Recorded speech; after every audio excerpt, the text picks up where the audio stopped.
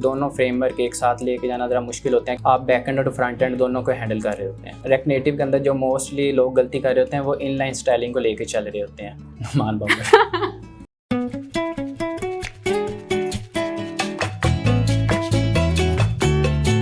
Hello and Assalamu alaikum everyone. I'm Miraz Wasim and you're watching live at Arithia Labs. So today we have a very hardworking employee of our company who is very supportive towards his colleague. So let's meet our guest for today, Numan Ahmed. Assalamu alaikum Numan. वालेकुम अस्सलाम। कैसे हैं आप? ठीक ठाक, आप कैसी हैं? मैं भी ठीक अल्हम्दुलिल्लाह। कैसी जा रही है लाइफ और काम? Life is going amazing. That's great. That's great.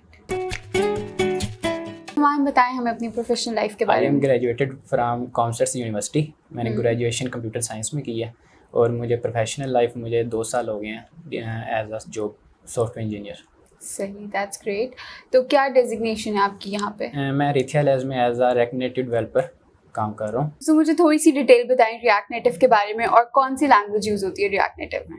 इसमें जावास्क्रिप्ट लैंग्वेज यूज़ करते हैं। जो हम बैकएंड लिख रहे होते हैं नोड के अंदर, मोस्टली पीपल नोड यूज़ करते हैं, तो उसकी लैंग्वेज और रिएक्ट नेटिव की लैंग्वेज दोनों की सेम है। तो हमें ये बेनिफिट बहुत ज़्यादा होता है कि इसके अंदर के एक ही लैंग्वेज को आप यूज़ करके आप बैकएंड और फ्रंट एंड दोनों को हैंडल कर रहे होते हैं। सही। तो आप 2 साल से काम कर रहे हैं इस फील्ड में, तो हमारे साथ अपनी जर्नी शेयर करेंगे?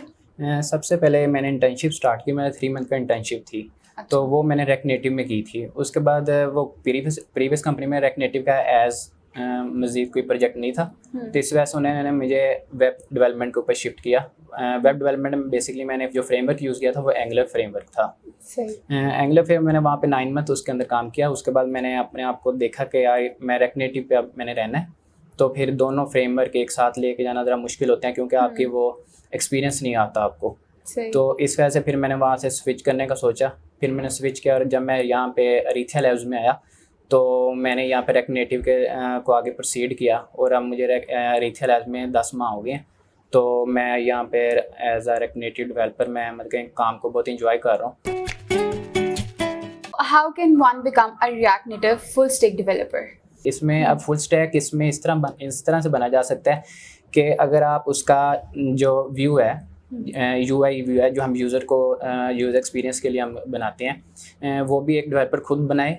ठीक है। उसके बाद आप उसकी APIs इंटीग्रेशन वो भी आप खुद उसकी करें। ठीक है। उसके बाद इसमें आ जाती है स्टेट मैनेजमेंट। स्टेट मैनेजमेंट के लिए हम रिडक्स यूज़ करते हैं। जब आप रिडक्स, API इंटीग्रेशन और UI इन 3 चीज़ों को एक रिएक्ट नेटिव डेवलपर खुद करता है तो वो एक फुल स्टैक डेवलपर बनता है। Who was your mentor and what's the best thing about your mentor जो आपने उनसे सीखी हो, उनसे लर्न की हो? मेरे मेंटोर अरीथिया में ही हैं।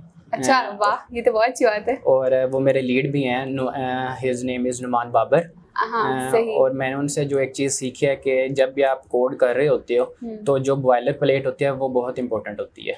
तो हम रिएक्ट नेटिव के अंदर जो मोस्टली लोग गलती कर रहे होते हैं वो इनलाइन स्टाइलिंग को लेके चल रहे होते हैं। अच्छा। तो उन्होंने मुझे इस चीज़ पर फोर्स किया है कि आपने इनलाइन स्टाइल छोड़नी है। उसके साथ ये होता है कि जब आप इनलाइन स्टाइल करते हो तो कंपोनेंट बार बार रेंडर होता है जिसके ऊपर आपकी परफॉर्मेंस पे इम्पैक्ट पड़ता है। सही। तो आप मुझे बताएं अपने अरीथिया लैब्स के एक्सपीरियंस के बारे में। अरीथिया लैब्स में एक्सपीरियंस मेरा बहुत अच्छा जा रहा है। मैं आप इसका अंदाज़ा यहाँ से लगा सकते हैं कि मुझे बहुत सी अच्छी ऑफर्स भी आई हैं। तो मैंने उन्हें रिजेक्ट कर दिया। ऐसी क्या वजह जिसकी वजह से आपने इतनी अच्छी ऑफर्स को रिजेक्ट किया? इसमें सबसे बड़ी रीज़न ये है कि यहाँ पे जो इन्वायरमेंट है वो प्रेशर फ्री है। यहाँ पे उस तरह का मैं बाकी सॉफ्टवेयर उसमें जिस तरह का प्रेशर होता है वो यहाँ पे नहीं है। तो उसके बाद जो दूसरी रीज़न ये है कि जो मेरे मेंटोर हैं नुमान बाबर, तो उनसे बहुत चीज़ें भी सीखने को मिल रही हैं। तो और आगे भी सीखने का इरादा है। एक एडवाइस दें जो आप हमारे यंगस्टर्स को दे सकें जो स्ट्रगल कर रहे हैं और अभी आ रहे हैं मार्केट में। मैं अपने यंगस्टर्स को ये एडवाइस देना चाहूँगा कि वो अपने FYP उस डोमेन के हिसाब से करें कि आगे उन्हें पता हो कि हमने इसी डोमेन में अपना फ्यूचर प्रोसीड करना है। लेट्स सपोज जैसे मैंने अपना FYP किया था तो वो मोबाइल एप्लीकेशन में ही था, तो अब बाद में भी मैंने अपना जो कैरियर परस्यू किया वो मोबाइल एप्लीकेशन में किया। इससे बेनिफिट ये होगा कि आपको ऑलरेडी बहुत सी चीज़ों का पता होता है, बाद में आपको इतनी ज़्यादा स्ट्रगल नहीं करनी पड़ती। तो ये तो था हमारा थोड़ा सा interactive session with Numan Ahmad. अब हम चलते हैं अपने रैपिड फायर राउंड की तरफ। तो नुमान, आप तैयार हैं? जी। ओके सो ये जो रैपिड फायर राउंड है इसमें आई गिव अ स्टेटमेंट और जो भी आपके माइंड में आएगा you have to tell that. Okay. Your hidden talent. Debugging. What never fails to make you laugh? Numan burger. What's your go-to snack? Pizza and burger. If you could live anywhere in the world, where would that be? Northern areas. Okay, your go-to pastime? Travelling with friends. Your favorite type of music? Nusrat Fateh Ali Khan. Wow. What does a person needs to be happy? Mentally peace. Okay. Thank you so much, Numan, for coming, for giving your time. Thanks for having me. You're welcome. So this was our today's episode, a very factual and enlightening episode with one and only Numan Ahmed. Don't forget to like, share and subscribe our YouTube channel and keep watching live at Arithia Labs.